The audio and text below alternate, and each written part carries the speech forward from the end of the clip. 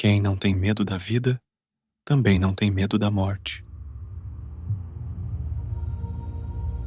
A realidade tem duas dimensões fundamentais: o mundo como representação e o mundo como vontade. A primeira diz respeito ao modo como percebemos o mundo através dos nossos sentidos e da mente. Ou seja, a realidade tal como nos aparece. Tudo o que vemos, ouvimos e experimentamos é moldado pelas estruturas cognitivas humanas, como o espaço, o tempo e a causalidade, que organizam nossa percepção do mundo.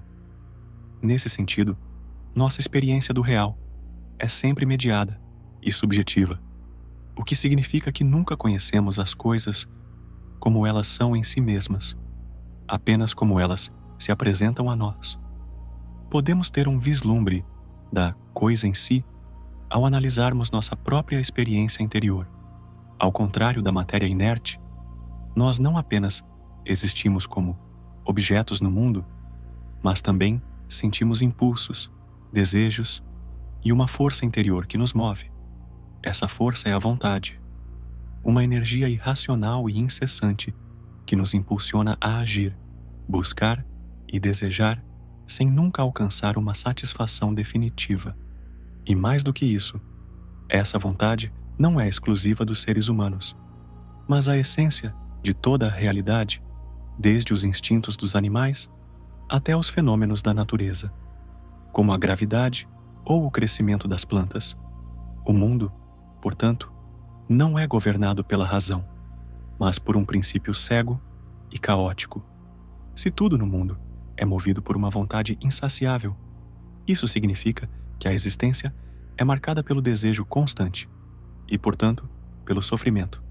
Os seres humanos vivem em uma busca interminável por prazer, poder e satisfação.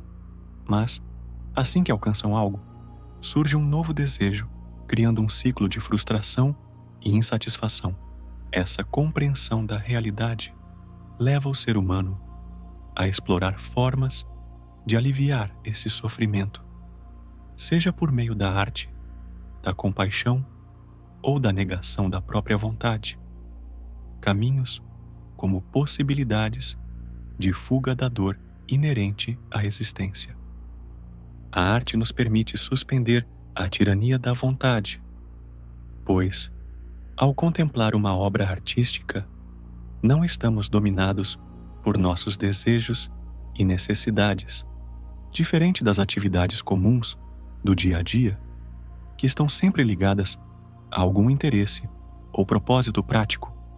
A experiência estética nos coloca em um estado de contemplação pura, onde o mundo não é visto como algo a ser conquistado ou utilizado, mas simplesmente apreciado em sua essência.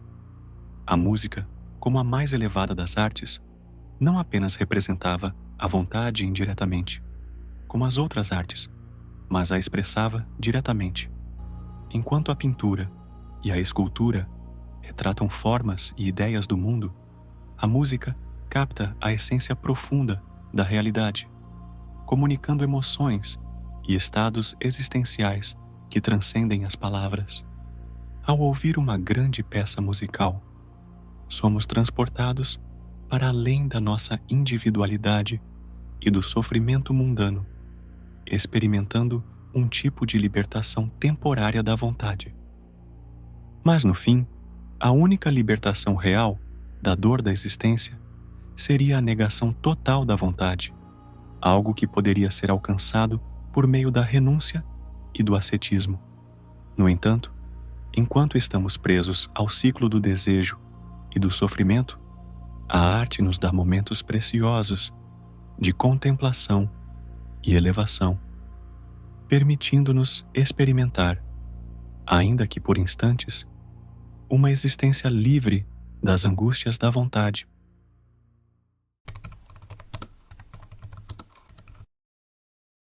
A compaixão é a base da moralidade, pois nasce do reconhecimento do sofrimento como uma condição universal da existência.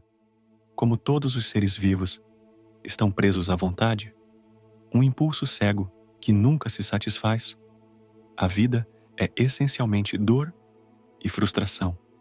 Quando percebemos que os outros sofrem tanto quanto nós, desenvolvemos empatia e um desejo genuíno de aliviar sua dor.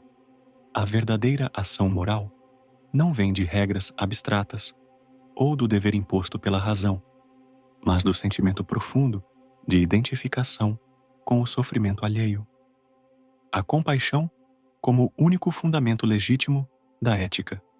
Os atos de bondade genuína não são movidos por interesses pessoais ou obrigações externas, mas pela compreensão direta da dor do outro. Isso se reflete em gestos como ajudar alguém em necessidade, ou até mesmo respeitar os animais, pois todos os seres vivos compartilham a mesma luta contra o sofrimento. A moralidade baseada na compaixão nos leva a reduzir o sofrimento no mundo, promovendo um comportamento mais altruísta e menos egoísta. A renúncia aos desejos, como fazem os santos e ascetas, é o caminho mais eficaz para escapar da dor.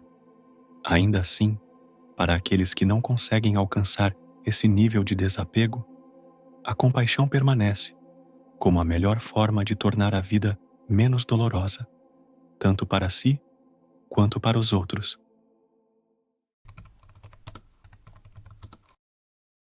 A única forma real de escapar do sofrimento da existência é a renúncia à vontade, ou seja, a negação dos desejos e impulsos que nos mantêm presos ao ciclo interminável de insatisfação. Como a vontade é a essência do mundo e está sempre em busca de algo mais, jamais podemos encontrar uma felicidade duradoura enquanto estivermos submetidos a ela.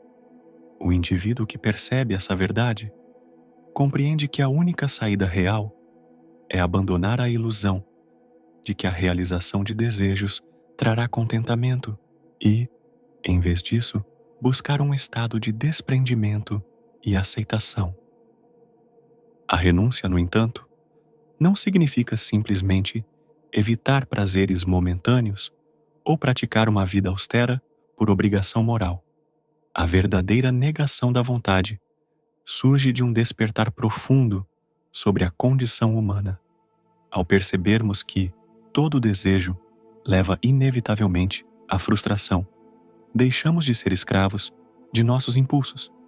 Em vez de buscar incessantemente novas satisfações, passamos a aceitar a vida como ela é, sem resistir ou nos agarrar a ilusões passageiras. Esse estado de desprendimento não é apenas uma recusa ao sofrimento, mas também uma forma de alcançar uma paz interior genuína.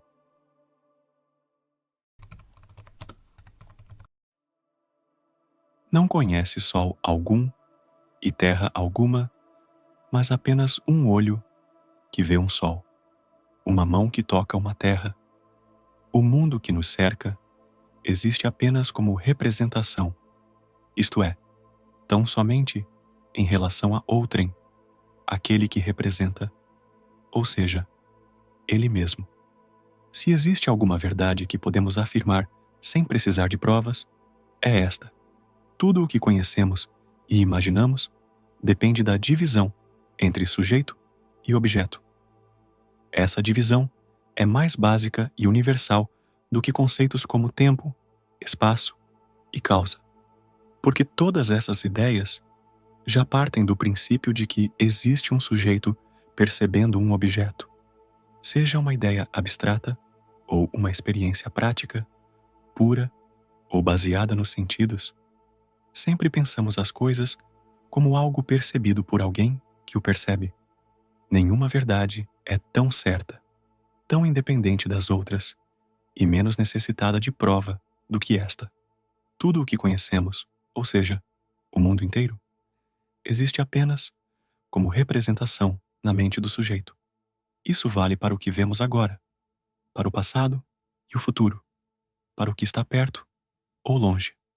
Até o tempo e o espaço só fazem sentido dentro dessa relação entre sujeito e objeto. A vida humana deve ser uma espécie de erro, pois a harmonia não poderia ter como resultado a quantidade de miséria e sofrimento que o mundo exibe. O vazio da vida é, assim, um resultado direto da sua natureza essencial.